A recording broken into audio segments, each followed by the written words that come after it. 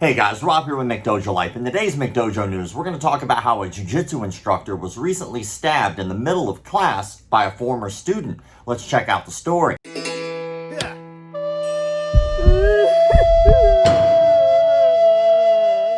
A man was arrested after police say he stabbed the owner of a Los Banos Jiu-Jitsu business on Monday night. Scott Savage, a third-degree Brazilian Jiu-Jitsu black belt, was stabbed in his neck and torso while at his self-defense school in Los Banos. While he recovers from his injuries, he is unable to work, threatening both his livelihood and the future of his school. The stabbing happened around 7 p.m. at the Scott Savage Jiu-Jitsu Academy on Mercy Springs Road near Santa Rita Avenue. The instructor was flown to a nearby hospital after sustaining several stab wounds. Savage's family says he was attacked from behind, catching him off guard in the middle of an evening class. People who witnessed the assault tried to chase after the attacker, but the suspect fled from the area. Luckily, witnesses knew where he lived and passed that information on to the officers. Their involvement by being good witnesses was instrumental in this individual being apprehended as quick as he was, said Justin Meldon with the Los Banos Police Department. The Los Banos Police Department says 25-year-old Reginald Scott Grimes Jr. has been arrested in what they are calling an unprovoked attack. Grimes was booked into the Los Banos jail on an attempted murder charge. Police say Grimes is a former student of Savage. Detectives are still trying to piece together what led up to the attack. Fellow business owners reacted to the news of Brazilian Jiu-Jitsu instructor Scott Savage being stabbed. Business neighbor Donna Koblis has been in the shopping center for over 20 years. She is hoping Savage will be able to recover and go back to his passion for teaching. Everyone really likes him. I couldn't see anyone really doing that to him. He's always been very friendly, said Koblis. While Savage recovers in the hospital, his students and assistant instructors say they plan to reopen Scott Savage Brazilian Jiu-Jitsu and help facilitate the income the school generates to cover the expenses it costs to keep it open. Savage's family says he is in stable condition but has a long recovery ahead. They have set up a donation page to help during this heartbreaking time. That donation page is a GoFundMe which states the following. Scott Savage is a third-degree Brazilian Jiu-Jitsu black belt who owns and operates a BJJ school, Scott Savage Brazilian Jiu-Jitsu, in Los Banos, California. On the evening of Monday, August 5th, 2024, he was brutally assaulted by a surprise attack from behind with a knife in his school, sustaining multiple stabbing injuries to his neck and torso, being left in critical condition and needing medevac helicopter transport to nearby medical facilities. He is currently in stable condition and expected to make it through, but it will be a long and difficult road to rehabilitate his physical condition and deal with the mounting medical expenses incurred by the horrific incident. Scott's sole income was through the operation of the school, tirelessly teaching classes day in and day out, and now that ability to run the school is jeopardized by this incident. Thanks to loving and helpful students, the school, after a brief closure, will reopen and be run by students/assistant instructors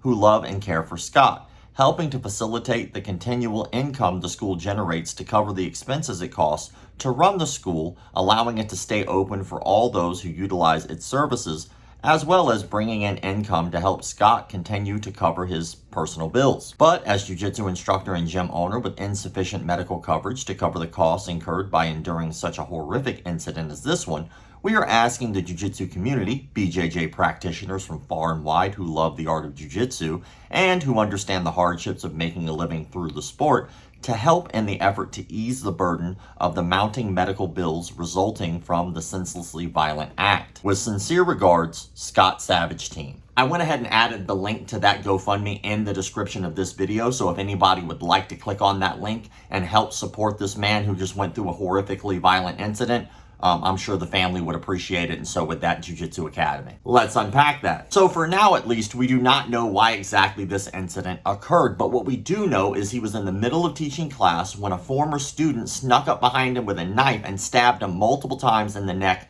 and torso. People in the class did try to apprehend him, but of course, since he was armed with a knife, that was most likely difficult for them.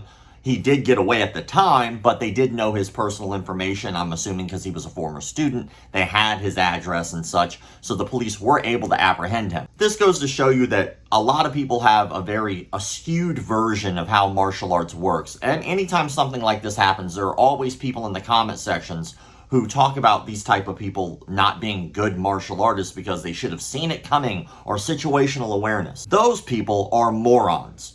Just because you're effective at martial arts does not mean that you have superpowers and have this spidey sense that somebody's magically going to stab you with a knife, especially in your own place of business while you're teaching a class. No one would see that coming. It's ridiculous if anybody thinks any differently. Coulda, shoulda, woulda is easy to say from the outside perspective. All we do know is what did happen, and what did happen is horrific. Another thing I want to touch on here is something that you might have noticed, the crowdfunding part.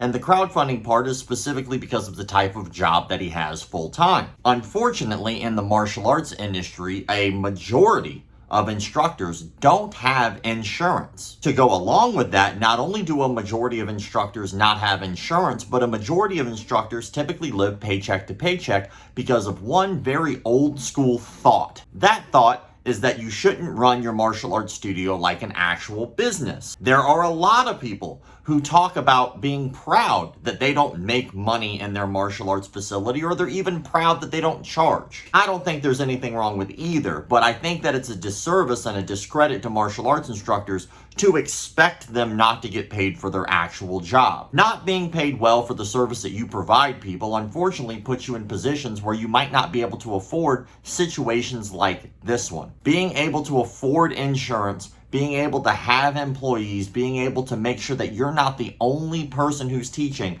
is so important to making sure that your livelihood in the martial arts industry is able to continue if you do become injured or if an incident occurs that does not allow you to continue to teach. Luckily, he will make it through, and luckily there is some support from the community. I've noticed they have raised quite a bit of funds so far, but they're shy of their goal, so anybody who's able to donate to this cause, I'm sure that the family would be truly grateful, and I'm sure that the studio and students there would also be grateful. This brings us to the question of the day, brought to you by X Marshall. Be sure to answer the question of the day in the comment sections below, so that way I know that you watched the entire video, but also to be entered for a chance to win a $100 gift voucher that you could use at xmarshall.com. And hey, let's say you don't win. That's okay. You can still use promo code McDojo10 to get 10% off of any of your purchases at xmarshall.com. Personally, I don't care what martial art you know. If somebody is armed and you are not, you're at a disadvantage, period. With that said though, there are martial arts out there that do talk and handle and deal in weapons specifically. So my question to you is, what martial art do you think would be most effective at dealing with a knife attack? What martial art could you use if you're unarmed and they are armed with a knife